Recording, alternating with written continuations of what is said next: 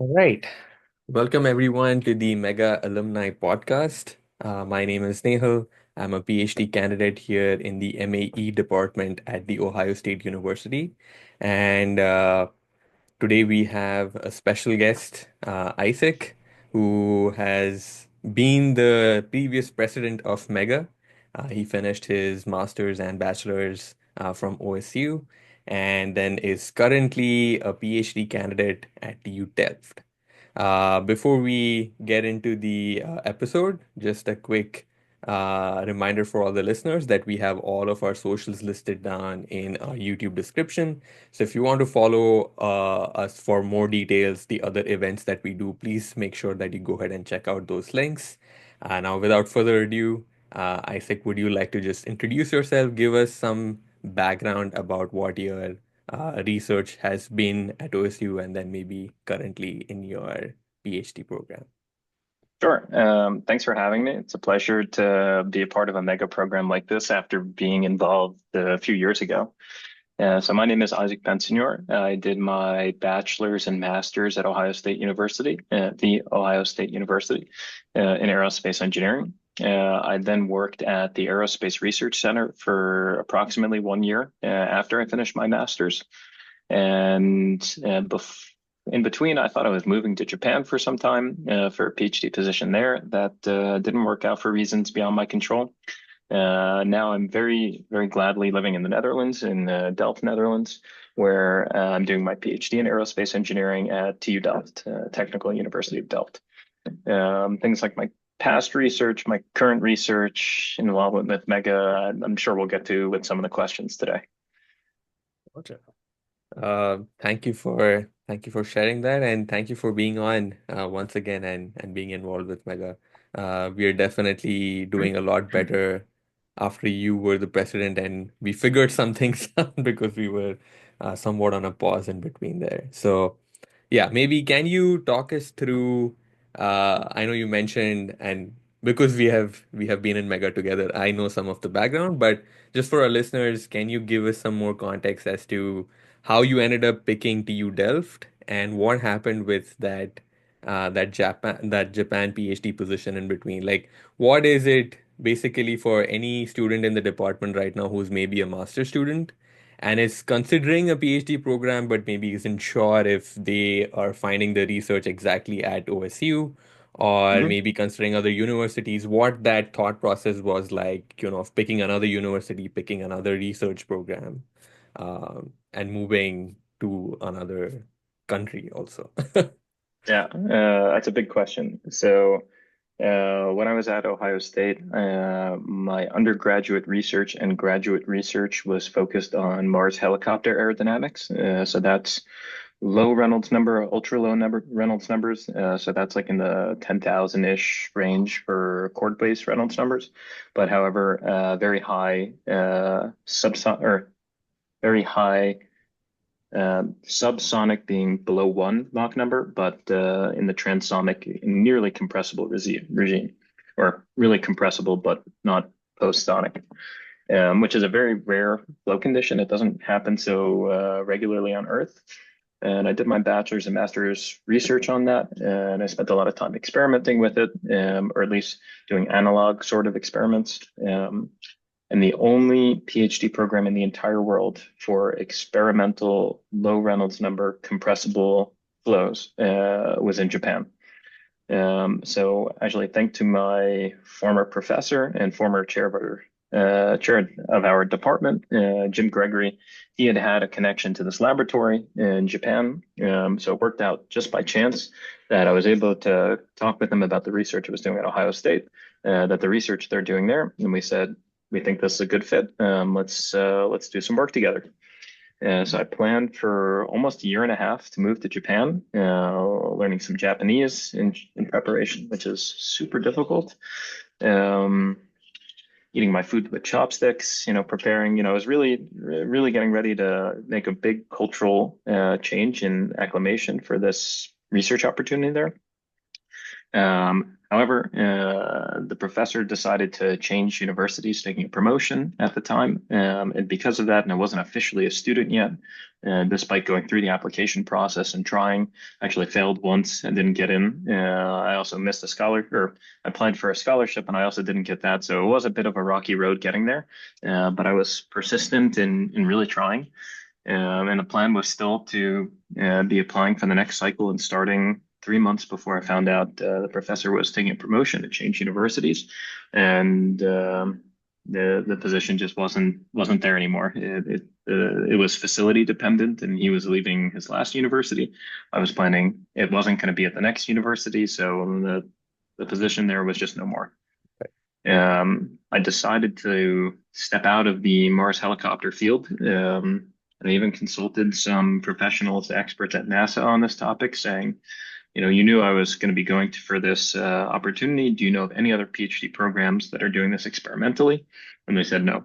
So that was kind of the end of the line for my Mars helicopter research work for now, because I would love to get back into it. I still have my Ingenuity Mars helicopter mug that I regularly drink from. So after that, I would, because I knew I wanted to do a PhD, I looked at other programs around the world. I actually specifically did not look in the United States, not because we don't have fantastic educational programs, but if I was going to go back to school for so long, in the 3 to 5 or 6 year time range, depending on the program, I wanted to also have a cultural experience with it and go do something new. So I interviewed around the world looking at different programs, and the offer here in the Netherlands was too good. I mean, it's a fantastic university. It's a fantastic research opportunity I can tell you more about. And I decided, all right, I'm moving to the Netherlands. Gotcha. Is there, while you were applying for all of these different universities that are outside US, uh, did you find any differences in the application process and maybe any differences specifically between countries as well? Like what was that application experience like? Yeah.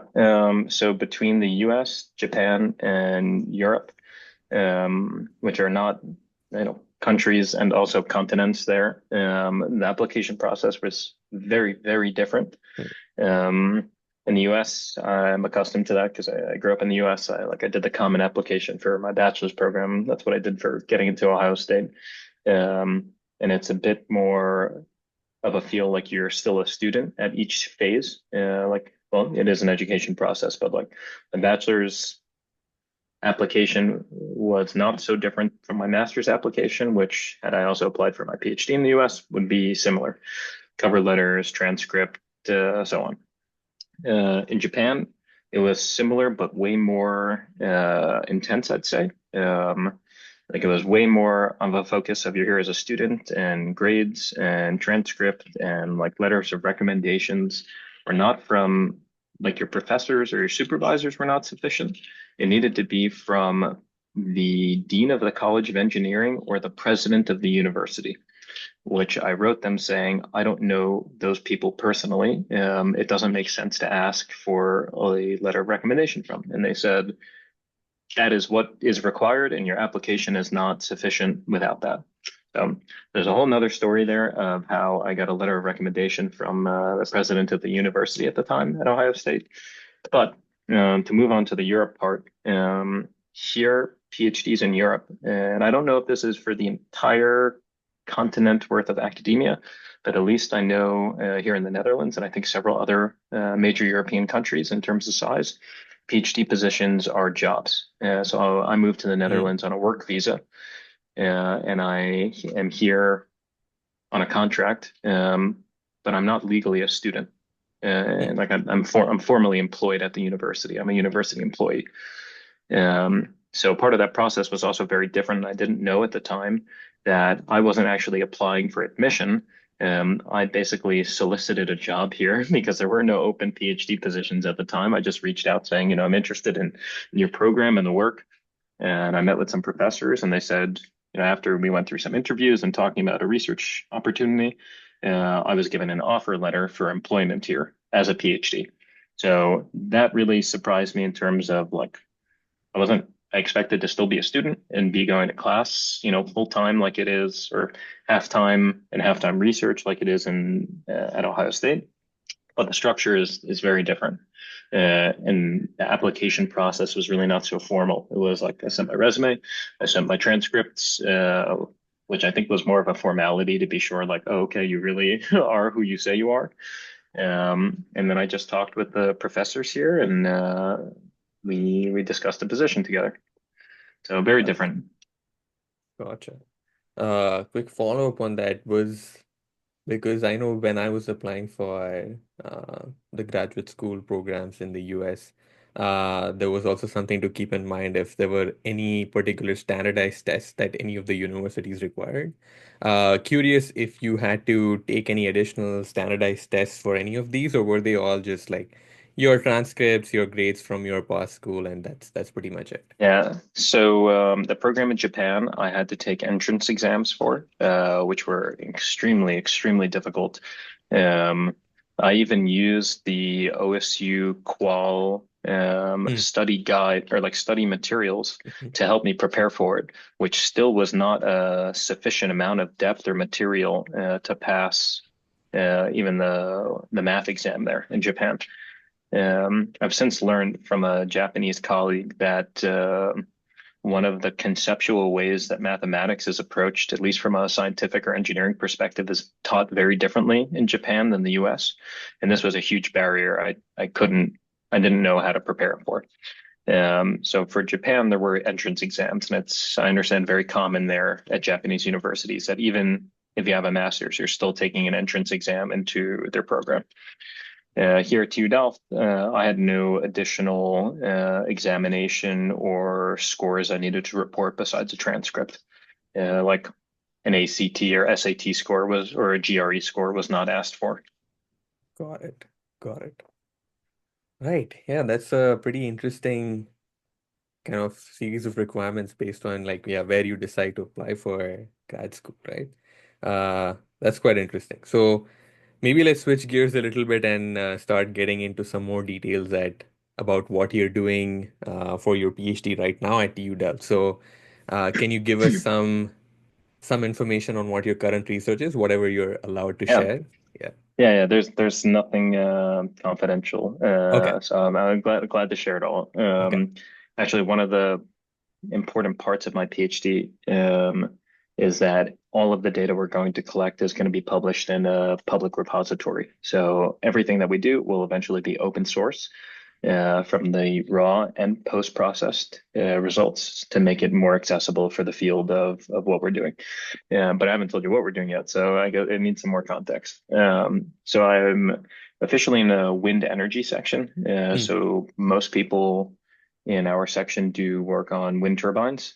So either modeling of them, life cycle assessment, different types of wind energy systems. Like you can use a kite to generate power, and you can control that kite in a very specific way with winds to actually generate energy to supply to a grid. However, my subgroup of aeroacoustics does nothing like that. We do more fundamental aerodynamics research on acoustic liners and dampers, modeling of such, high fidelity modeling of acoustic systems. But most of it is concentrated on propeller and rotor or propeller frame interactions in terms of acoustics. So my work is on propeller aeroacoustics, specifically for small drones specifically the small propellers for small drones that would be flown in urban environments. What we're looking to do is characterize, from a physics-based perspective, the noise generation mechanisms that are actually happening on the surface of the propeller blade. Like as an aside, noise, like what we hear in terms of talking or what we hear in terms of hearing, are just small pressure variations. And when you think about that in terms of aerodynamics, everyone wants to know pressure. Like a wing, you have high pressure on the bottom, low pressure on top, you get a nice force upwards. But when you look at that pressure variation across the surface, that is what actually creates the noise signature. And for rotating objects, it's quite complex because it's very hard to install pressure taps to know what is the pressure at a point.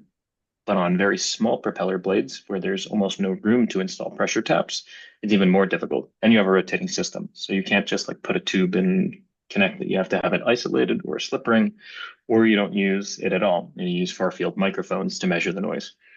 So what our work is looking to do is to better understand basic airfoil section noise characteristics for small drones in realistic Reynolds and Mach numbers.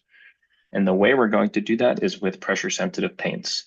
Um, so pressure sensitive paints are a non-intrusive optical measurement technique where you paint or you spray paint an object with a oxygen sensitive luminophore. So it's a molecule that's light sensitive.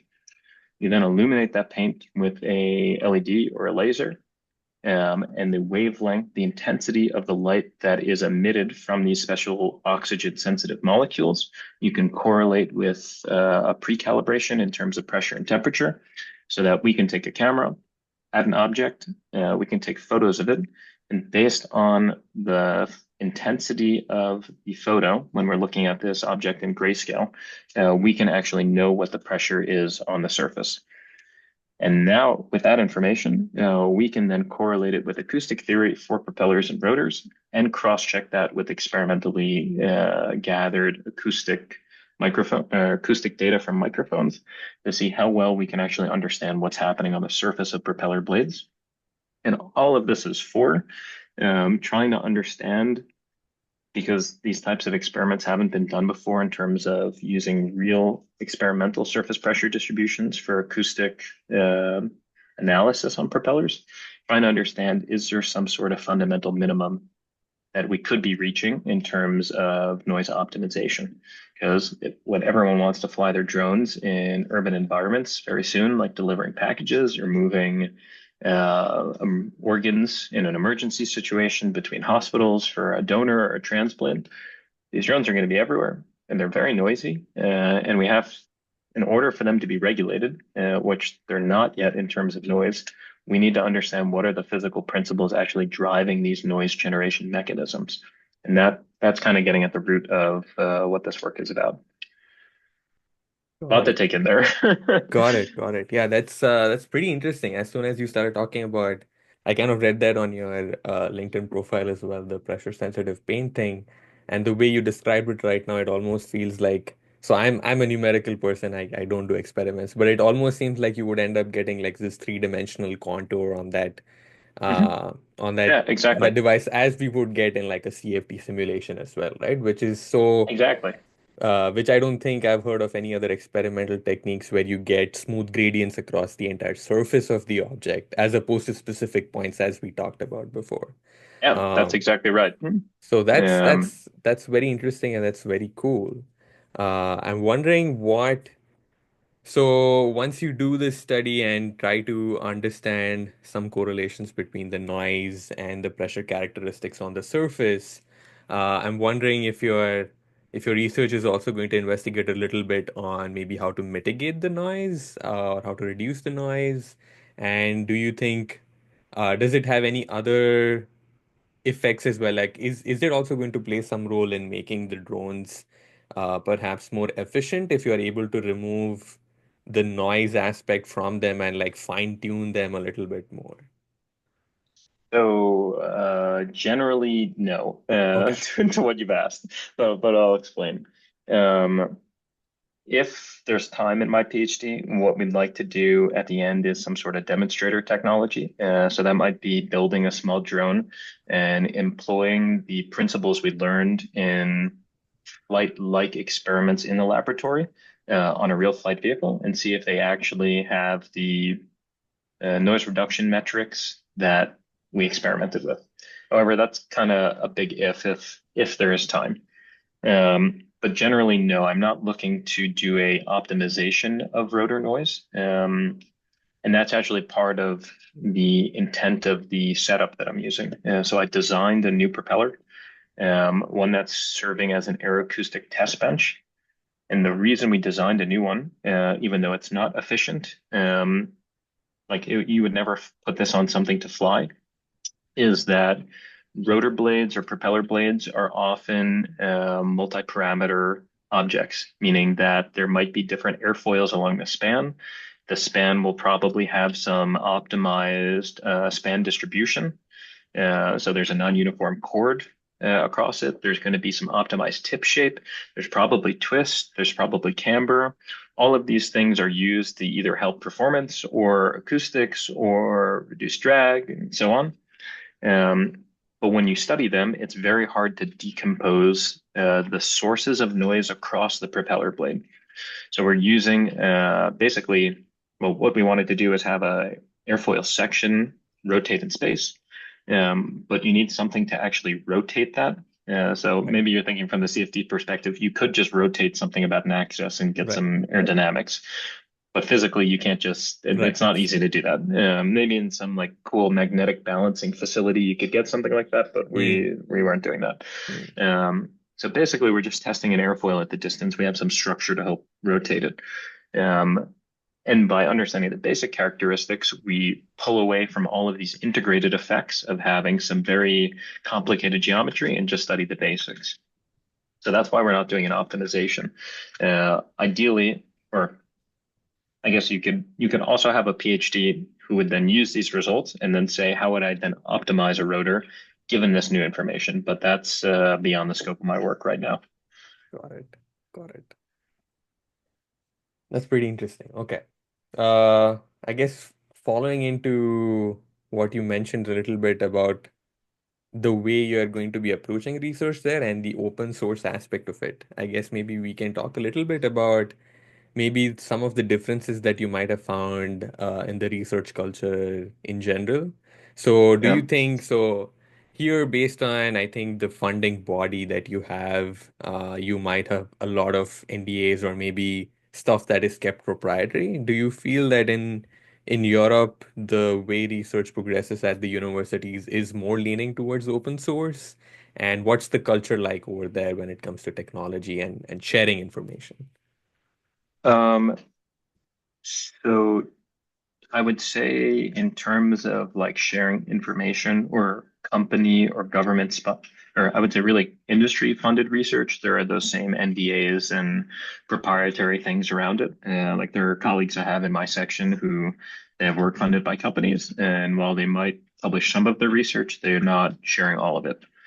Um, Also, as another example, I had a friend who finished their master's here recently, and that was funded by a nuclear energy facility company. And they put like a 20-year embargo on her master's thesis, Right. being that the university can't publish it and she can't publish it because it's proprietary info for now. And the university goes, yeah, we certify you got a master's, but like you can't go read the master's. So in that case, yeah, I mean they're proprietary stuff. However, for university funded research or government funded research, I would say the atmosphere for collaboration is way wider than it is in my experience in the US. Granted, I wasn't on a funded program the same way. Other masters or PhDs might be in the US when I was doing some Mars helicopter work. But generally, I feel like there's way more openness to collaboration and ease in collaborating. So, for example, today we actually just welcomed two new visiting PhDs to our group, where they're only here for a few months to do research here with our team, and then they'll go back to their university. In my experience at Ohio State, I didn't hear of that type of exchange happening frequently. To just be like, oh, hey, it would be good for you to spend time with a different professor and facility. Like you need to do that for your research. It would be good to complement your work. You'll just go to, I don't know, Notre Dame for 3 to 6 months. I didn't really hear of that. And it doesn't mean that doesn't happen, but here that's way more a part of the culture of not every university has everything you need. And it's way more frequent that people are swapping positions at laboratories. Professors are coming from in and out. You might go somewhere for 2, 3 weeks to do some experiments and so on. So generally, I feel like the openness to research collaboration and exchange is more varied here. Right.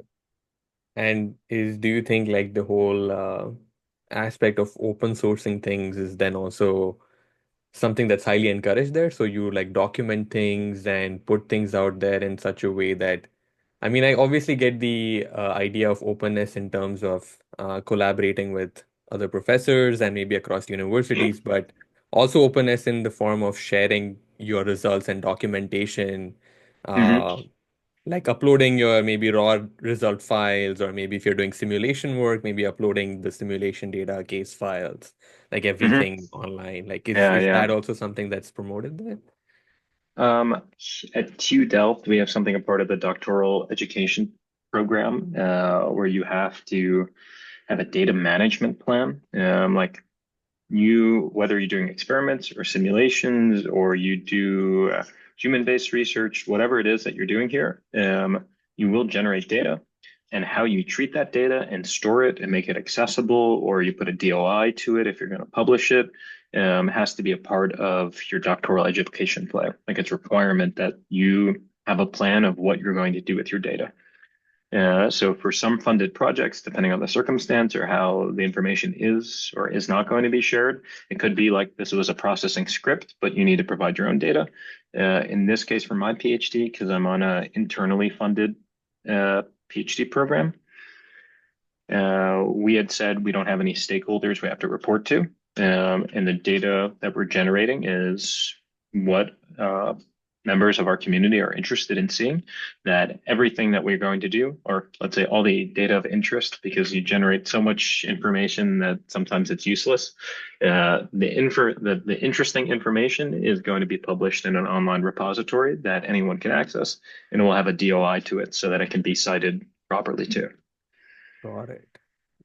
Yeah, that's pretty interesting. I don't think I've heard anyone have this kind of a proper plan per se. Like, I think people obviously discuss about it here when we are doing our PhDs, but uh, that's pretty interesting that you have like a proper university guideline to kind of guide you through the process and what you should be doing with that data, which is interesting.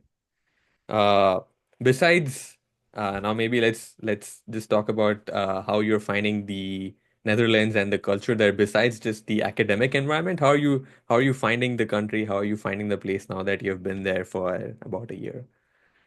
Yeah, I at first when I moved here, Delft is a somewhat small city. It's really a university city, and there's also an older population, but it's kind of like bimodal of like 18 to 25, big hump, and then it drops off, and then like 40, 50 plus, big hump again. Um, so when I moved here, I didn't really like it so much. A very small town feel. I didn't have any friends because you move around the world and you don't know anyone. But that very quickly changed, and I got accustomed to a whole new life in Delft. And you go to the grocery store and you don't know a single brand at all, and you go, I don't know what to buy. What's a good product? um, Part of my mindset moving here to a new country was that I really had to be willing to accept things as new and that it would not always work out at first. Like I had to be willing to buy a product and lose 20 euros or $20 equivalently, and just be like, I don't know if this will work out. Maybe it's not what I wanted. I bought salted butter, thinking it was unsalted butter, or like, these are things that like, because everything was in Dutch and I didn't speak Dutch yet. Some of these things were tough at first, but not a reason why not to do your master's or PhD elsewhere. Cultural wise, I would say the Netherlands is actually very westernized. Culturally, it's not so big of a shift from you living in the US, I'd say, compared to France or Spain, where there are, I'd say, stronger cultural aspects to the life, which not that the Dutch don't have their own culture, don't get me wrong. But I felt it rather easy to transition here. A big thing that also makes a difference is that almost everyone speaks English. Like everyone here in the Netherlands has a very good proficiency in English. I've lived here now for 13 months. Only one person have I come across in my entire time living here that didn't speak enough English for us to communicate at least a very basic way. Yeah, so that makes a huge difference in the cultural transition. Overall, I'm very pleased. I really like my life here and the PhD program. being able to, Europe has a different sense of accessibility in terms of transit than the US does, like mostly in terms of trains. So it's also really easy to get around. Right. So far, I'm really enjoying it.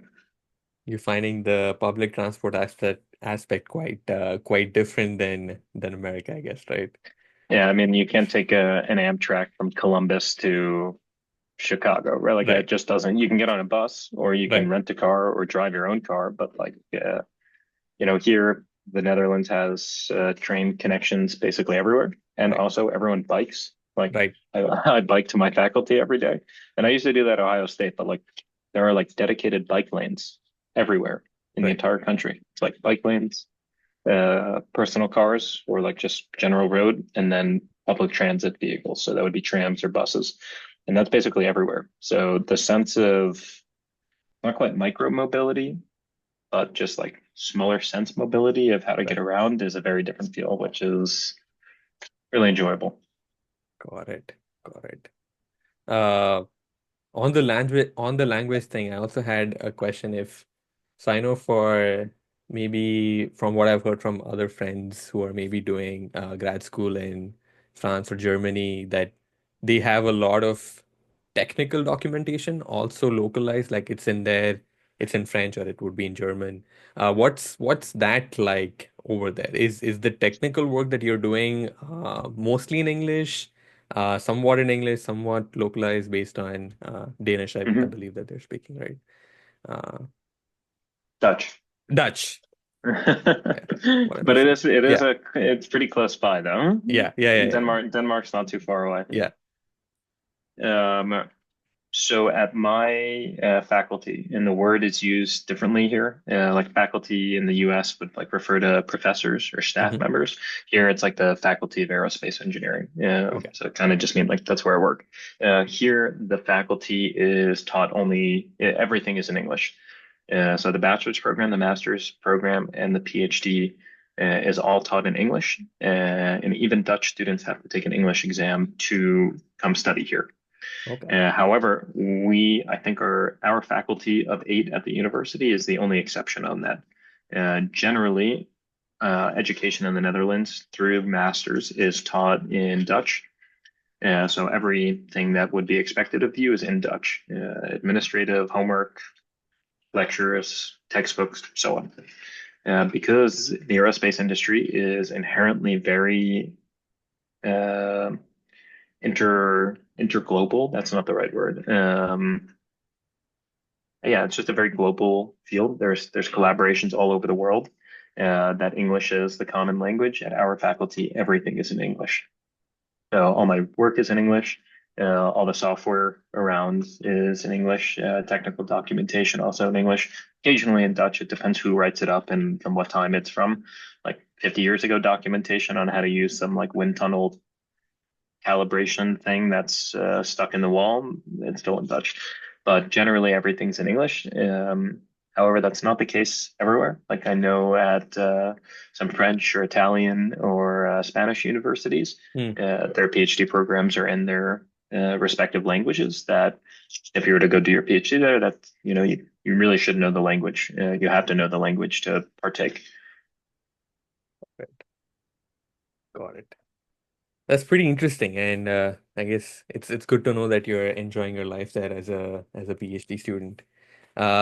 Maybe we can again switch gears a little bit and come back in your historic timeline and speak a little bit about what you were doing at OSU, also your work at Mega. So Mhm.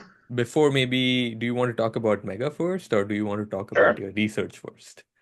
Um, well, in my mind, they kind of went side by side Okay, because they happen parallel, but let's do one at a time. yeah, Let's talk about Mega. okay, okay. So what was yeah, Mega Presidency? I think you started, I believe, was it summer 2020 or 2021?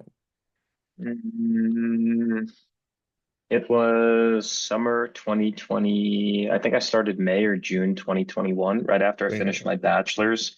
I Gotcha. was I was in the combined degree program. So Right. my fourth year of university was also my first year of my master's. Right. And Jim Gregory at the time, who was the department chair, and also my professor, sent out an email saying, "Hey, post COVID, the department is looking to uh, restart the Graduate Student Association. Like, are any of you guys interested?" And I said, maybe. Like, what are the responsibilities? He goes, "Well, you actually kind of have to restart it. Like, with COVID, there wasn't a transition of leadership, Hmm. and we also didn't do Mega didn't do programming. So you'll work with the graduate school or the graduate coordinators on that, Megan and Nick." So I said, "Okay, sure." And that's kind of how it started off. And from, Right. I don't know, May or June 2021, right after I finished my bachelor's, until August, or it was summer 2022. I helped get Mega going again, working with Megan and Nick to say, like, what did we used to do in the past? Because I don't even know.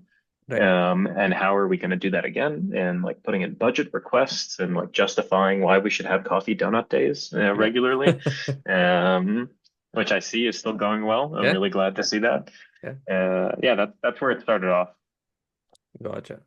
And yeah, I remember. I mean, obviously, I think I also started doing or volunteering for mega things right at the Hmm. same time. So that's how we know each other. Yeah. But now that you've kind of gone outside of OSU, if you reflect back on a lot of the things that you did here as a president, which maybe at the time maybe doesn't directly tell you about the kind of professional development skills that it might be like indirectly giving you some soft skills and things like that. Is there anything that you really think uh, helped you being the president of Mega really helped you in terms of communication or maybe leadership Yeah. that you've found to value once you've got out of OSC? Yeah, definitely. So I had some experiences in leadership before being involved with Mega, which helped me to then transition into that new role at the time and help build out the responsibilities and a board and a structure and like who's in charge of what or who do you need to go to for this question or that type of thing. Um, but being involved with Mega really taught me a lot in terms of, I'd say, soft and hard skills. So, like, I was somewhat regularly interacting with department leadership. I would say, like, I want $10,000, or Mega wants $10,000 to do programming this year for coffee and donut days, or bringing in a speaker, or hosting an educational workshop, or we want to buy new microwaves for the student lounge so people, can heat up their food and it's, nice and normal. Um, so they gave me a lot of skills in terms of organizational management and also interacting with different leadership structures and people. I think an important lesson to learn at some point in life is you can choose to work with people or you can choose to work through people. And I don't mean that in a bad way. However, you'll learn in some professional situations, like you have to sometimes change how to approach working with people. And given the diverse board that we have, literally diverse being that like our board at the time came from all over the world working together, and then us then working with the department who also were people from all over the world. It teaches you how to interact in different scenarios, different communication barriers you might have, and so on. So overall, it was a very valuable experience in terms of what skills I learned on the job, what skills I got to hone, being that I had some experience with public speaking. So the times I did it with Mega, it was a time to practice it. Now I've taken those skills and I'm involved with TU Delft's University PhD Council. So across all the 8 faculties here, each faculty has their own PhD council, and then there's a council that works with each of those 8 to help coordinate resources, share solutions to problems, and so on. And I sit on the University PhD Council. So Interesting. directly, those experience from Mega uh, helped in now my current role. Right. And as a part of that PhD council, I'm just curious, what do you usually what does that entail? Um, so what does that entail? My specific position is I'll use the words that are the analogy I know at Ohio State. So, for example, there's like a graduate council. You could kind of think of that as the Mm, PhD council I'm a part of. okay. The graduate council might work with different departments or colleges to say, like, these are things different graduate students need. Or they might be talking with the board of trustees saying, we're representing the graduate Mm, students on these sort of issues or initiatives. So I would say that's kind of an analogy. My specific role is that I work, let's see, so there's kind of two different leadership chains here at TU Delft. So like you have what would be the board of trustees, then like the president and the president's staff and vice presidents, and then maybe like a student and graduate council or like a workers council. Um, and that's this side. And then on this side, you have the university, what's the right word? Structure. So PhDs are employees here, and because of that, right. there's well, you have to be represented, and there's PhDs who sit on the workers' council, and then there's a unelected university PhD council, and those Mm, two structures didn't used to talk to each other, I and I see. serve as a liaison A between the liaison two, also. being sure that there's some good communication. Gotcha. Gotcha. Interesting. So yeah, I guess a lot of the stuff that you did at Mega kind of helps you in these kind of roles. Uh, Yeah, definitely. going as being the president and as seeing some of the fruit of your labor pay off in different ways. For any current grad student who's maybe on the fence or is thinking about joining Mega, would you have any reasons as to why and who you think Yeah. should join us and help us out with a lot of the myriad of things that we kind of do? Certainly. Mega is a really fantastic organization to be in part of for a few different reasons. So if you're interested in joining, I would say you should find out more. Nahal's a great person to talk to, and so is Nick or Megan or anyone else on the board. Um, so even if you don't stay in academia, even if you do, you eventually move past the point of being a student and you work in the quote unquote real world of offices and business and so on, where interpersonal skills are very important to have, interaction with different leadership structures or management chains is important to have experience with. And the sooner you get that experience, the more valuable of a skill it is.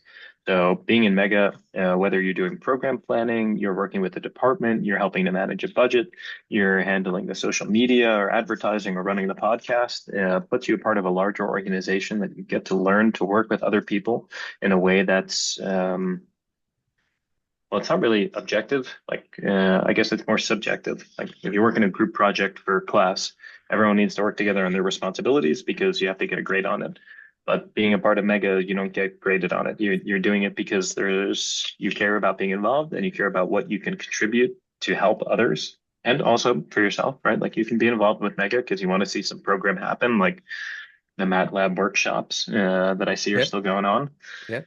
Um, so when you're interested in that way, you're interested in learning more, learning how to work with other people, or gaining the skills of how to be involved with something that's not technical or not related to your work. That's the type of someone to get involved. It's a very rewarding experience, putting in effort to work with other people to put on a program or an initiative, and then see it happen and see people enjoy it. 100%. I would second everything Isaac said. And yeah, it's amazing when you see you have some idea and then you pitch it, I guess initially to just our mega kind of core members and we get some ideas going and then usually then see that turn into some sort of an event or social media post or some outreach program or something like that. So it's a great learning curve, and I think you also building some confidence that you can do these things in a relatively peer friendly kind of environment, right? Because everybody else in Mega, they're all just your peers. That isn't, at least internally, we don't have like a very big kind of structure as such that you can't pitch things. So it's a very welcoming environment for grad students. Yeah, that's So for sure. yeah. So thank you for sharing about Mega, and I guess it was shameless plug on the podcast. But apart from Mega, going back to a little bit of your research, you talked briefly just that it was on that Mars rover. Uh, that's what your research was kind of focused on, the low Reynolds number study on it. And how did you get into that? So I know you mentioned that you were in the BSMS program, and I think I Hmm. also saw that you did an internship in between at AFRL, the Air Force Hmm. Research Lab, right? So when you Yeah. were getting into your, I guess, bachelor's or honors thesis and deciding what to do for your master's part as well, like how did you get Yeah. on How did this that all particular happen? topic? Yeah, yeah, yeah. Yeah. So I mentioned a few times now, Jim Gregory was my professor. He worked with then at the time research scientist Dr. Matt McCrink, now is a professor at Ohio State. Um, Dr. Gregory was my professor, ended up being a TA for him for Aero 2200, which we then got to know each other a lot better working together. And one of the things that really stuck out for me from that class, content-wise, is that when we were learning about basic lift principles, it didn't really matter what the fluid medium was, not from like a practical sense, Hmm, just from like a physics sense. Like, right. so we had some example of a Mars balloon or helicopter or a Mars airplane, something like that, as a practice problem, as a class example, something like that. So it kind of stuck in the back of my head of like, oh wow, any other planet that has an atmosphere could have something ideally fly in it. It may not fly the same way as here, but like physics-wise speaking, there is some way to create something like that. And that stuck with me for a while. When I then did an internship at NASA the summer after I finished TAing for Dr. Gregory, which was fantastic. It gave me a lot of coding experience with C++ physics-based modeling, which became very useful in the future with all the coding stuff that I did in class and projects, but also for my own research work. The summer that I interned with AFRL, the one after, I had put in my application for the combined degree program at Ohio State, which required that your undergraduate research proposal essentially be what you were proposing for your master's research work. Hmm, Because it's combined degree, it kind of meant that your master's research was starting at the same time. So that idea about a Mars helicopter came back to me. I actually still have the original sketches I made for the idea. I showed Dr. Gregory. I have it in a notebook somewhere here in the Netherlands. Actually, it might even be up in my bookcase here. okay. Um, I remember writing something up about a Mars airplane, and I said, well, you and your class said that that something could ideally fly there. And he said, all right, let's formalize this a bit, write up the proposal for their undergraduate research proposal as a part of the combined degree program application, and we'll explore it. So I said, okay. And I didn't really know what I was getting into at the time. And I also didn't know because it wasn't so well accessible. But NASA had also around the same time started formally on developing Ingenuity, Hmm, or at least the more serious plans for Ingenuity. And the idea of a Mars helicopter has been around for 30-ish years, since the mid hmm, 1990s. A guy named Larry Young at NASA had been doing a lot of theoretical or engineering design concept based work for a Mars aerial vehicle. But it was always, for I think almost 2 decades, it was only theoretical or design based. Um, so then I started doing work on such. We realized that a Mars airplane is not so feasible. hmm, I also then, around the same time when I started really doing a literature review and learning what a literature review was, instead of just having a research idea and doing it, seeing what else is out there, I'd found that this team at NASA called ROMX, ROAMX, Rotor Optimization for the Advancement of Mars Exploration, had been doing a lot of research on how to optimally fly in the Mars atmosphere. And that also included design concept analysis, aerodynamics, structures, payload, communication. Like, it really was a comprehensive analysis. And that helped form the basis of where my work really went, which was on Mars helicopters, not on Mars airplanes, as I imagined at first. And where my work eventually led me to, I actually kind of have a trophy of it, so to say. I'll tell you about it. So this was one of the Mars helicopter blades that I ended up building. This is an 85% scale, so you can kind of see it in the light that it's not so nice and smooth like right. a helicopter blade. It's very jagged and sharp and has a lot of twist and made of carbon fiber. Um, so I ended up proposing and kind of refining working with Matt McCrink and Jim Gregory. This was before Jim left for his position at Embry-Riddle. That I was going to attempt building scale Mars helicopter blades for us to test and see how well blade element momentum theory predictions could model it. So if you've ever taken a helicopter or propeller estimation course, or it maybe came up in an aerodynamics class, you can take a rotor blade and cut it into little sections, essentially like almost like 2D sections, even though they're actually fixed in width, so they're really 3D. And you say this is what the 2D aerodynamics are across the whole span for some aerodynamic condition, and then you integrate it, and then you get your 3D performance, your integrated performance. However, BMT, blade element momentum theory, can be somewhat finicky and low fidelity. However, it's super quick. Like you can generate a result when you have a working model in like a fraction of a second on a standard CPU or on a Right. standard computer. So I made it very fast. And one of the things we wanted to test was how well could blade element momentum theory estimate performance of something that was non-standard, like something Right. that something that looks like this, which this is one that broke during testing, which was very scary at the time. And I thank my colleagues who turned this into a nice trophy with all of their goodbye notes when I left Ohio State.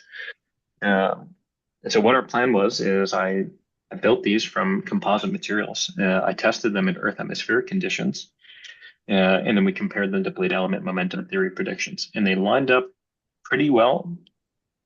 But there was also a bunch of corrections and stuff we had to make.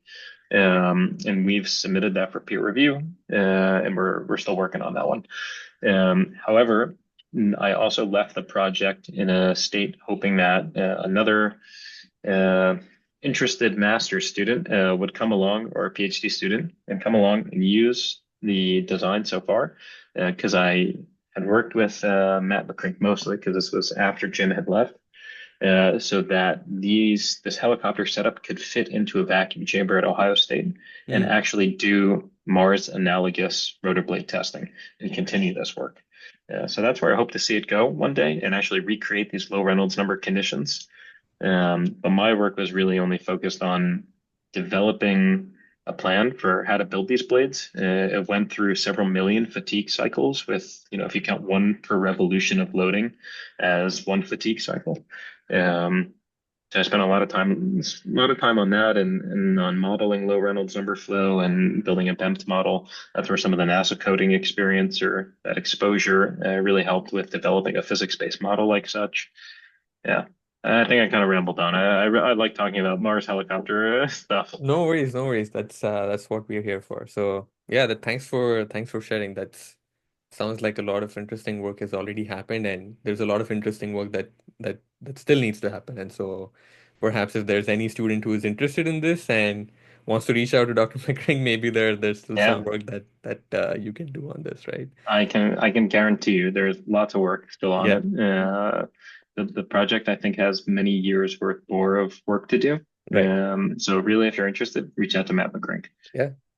Uh, and I know you briefly mentioned about NASA and like them trying to support this. I saw that on your LinkedIn page you had this NASA, I think in collaboration with the Ohio Space Grant Consortium Hmm. fellowship awarded to you. Yeah. What was that like? Where did you have to, once you came up with these ideas, did you have to pitch something there and get that fellowship? Yes, yes. So, because I had proposed this idea to Dr. Gregory at the time when I was a junior, a third year student, most graduate work comes with it's either government funded or industry funded, and that means some nice money comes to cover your expenses being a graduate student. But because we proposed an idea, it didn't come with funding. Like this was just, let's say, let's do this research together. So when in my fourth year as a senior, I talked with Dr. Gregory and Dr. Crink about in what ways are we going to fund graduate school, which is a very important question. And we'd learned, or they had knew of the Ohio Space Grant Consortium.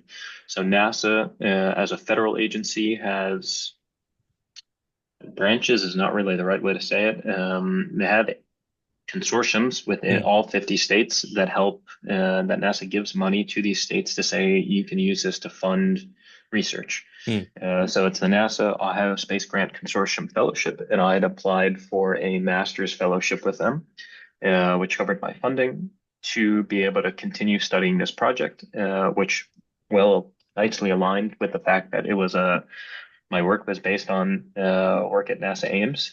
That I applied for this fellowship, and there were some funding requirements, like you have to do a presentation and submit your work and be a part of this consortium for presenting some time. Uh, but yeah, that was kind of it on it. It was really well thought out, funded program from OSGC. Most Mimi at the time, before I think he's since retired. He was the chair of it at Ohio State, so I spoke with him and talked about the application process. He said, this is very competitive. I think there's only one or two spots per year. So he said, don't count on this. It's there's, everyone else in the state is also competing. Um, yeah, but I would encourage people to apply for it, especially if you have your own research idea. It's a really great way to be able to pursue idea that you're interested in and to get financial support for it. Because fortunately, that is a very real part of doing research. Someone has to pay the bill. Yeah, yeah, absolutely. Thank you for sharing and walking us through that process as well. I see that we are kind of running at the end of time, so I'll begin or at least ask our final question, and let you go have your evening there because you're 5 hours ahead of us. So since I guess usually I ask all podcast guests what advice they have for grad students, but I know that you're partially a grad student doing your PhD right now as well. You just did your master's at OSU. So maybe the question can be a little different. Two-parter. What are you planning to do once you are also done with your PhD there? And through your journey so far in during your master's and now your PhD, is there any advice or tips that you would like to share with other fellow grad students? Yeah, yes to both. What I plan to do at my PhD, it's a 4-year PhD program here. And so I still have 3 more years. What I'm going to be doing after, I'm not quite sure yet. I think I'm interested in doing a postdoc, but that will depend on what the opportunities are at the time and so on. I don't plan on staying in academia at the moment. I think I do a postdoc just to continue doing research I'm interested in. But Mhm. Professor Bensignor, I don't think you're going to hear for a while. Um, I think I'd like to go work in industry eventually, or for government, I don't know, NASA, ESA, so on. So I don't know. That's in several years from now. I don't have any solid plans for you. The tips I would give to other graduate students, from my experience so far, is maybe a few different things.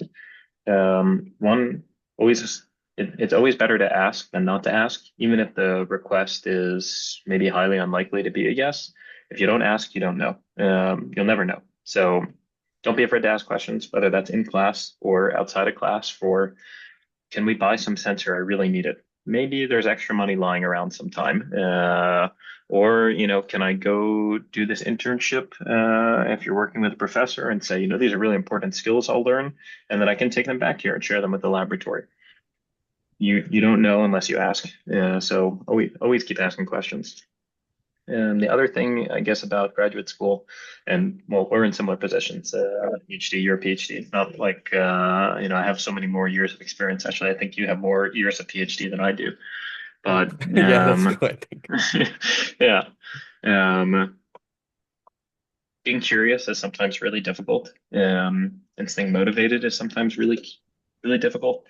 It's really easy to get bogged down with how complicated a project can be, or when the list of tasks just keeps getting longer and longer and longer, and you spend days troubleshooting something to realize, like, I didn't check a box, so like, of course, it would never work in some software thing, and you go, all right, I know for next time. Don't let that be discouraging. It happens to everyone. Everyone in academia has their story. Everyone's paper has been rejected for peer review. Everyone has made a stupid mistake, or you lost your data, or like, don't be discouraged by it. A lot of people in academia have imposter syndrome, and they think like, oh, maybe I'm not smart enough to be here.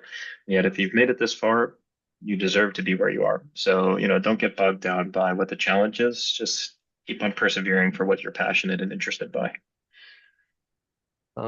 Sounds good. 100%. I think words to live by as a grad student, going through the ups and downs and like the uncertainty of research as a whole, right? Like what makes it exciting also makes things uncertain at times, and so like you have to like just keep do your best and like stay motivated, which is something very similar that I've heard from other podcast guests as well. So yeah, great to hear a version of it once again from you as well, Isaac. Uh, well, thank you very much, Isaac. I see that we are again running out of time. Thank you so much for giving us 1 hour and sharing all of the experiences that you have currently at TU Delft, and then also some of the experiences you had here at OSU. Uh, for all the listeners, please make sure that you check out our other social media handles, and if you want to follow us for the other events that we are doing, make sure that you check those out. We have a bunch of other podcast guests as well already on our YouTube channel. So if you have missed out on anyone's episode, feel free to check out that playlist as well. And yeah, I hope we covered everything you wanted to talk about, Isaac. Is there anything that you want to close on? How can folks reach out to you, maybe via LinkedIn or Sure. something if they want Yeah. advice or Yeah, okay. yeah. If anyone, feel free to connect by LinkedIn. You can just drop a note with the connection saying, hey, I saw the podcast. I'd be glad to connect. If you have a question, you can reach me there. That's I would say it's the best way to reach out if you like. I can see who, if someone from Ohio State connects, I know it's Yeah, probably from this. So yeah. you can certainly reach out to me there. I don't have anything else I wanted to share. If anyone ever wants to ask, they know how to reach me. But I want to thank you too for your continued involvement with Mega now years later Yeah, of us starting to work together yeah, back in 2021. yeah. And, it's really great to see how passionate and committed you are working on this for so many years now. So, no, thank you to you too for everything you're doing. It's really Thank great to see the organization still doing quite well and with someone very experienced still a part of it. Thank you very much, Isaac. It's been great, and as you mentioned, I kind of echo the same things. Like it has just been a great experience of professional development and just personal growth, I guess, in a lot of different ways of communicating and organizing things. So yeah, happy to provide or my service to the mega organization. Yeah. All right, I'll go ahead and stop our recording then.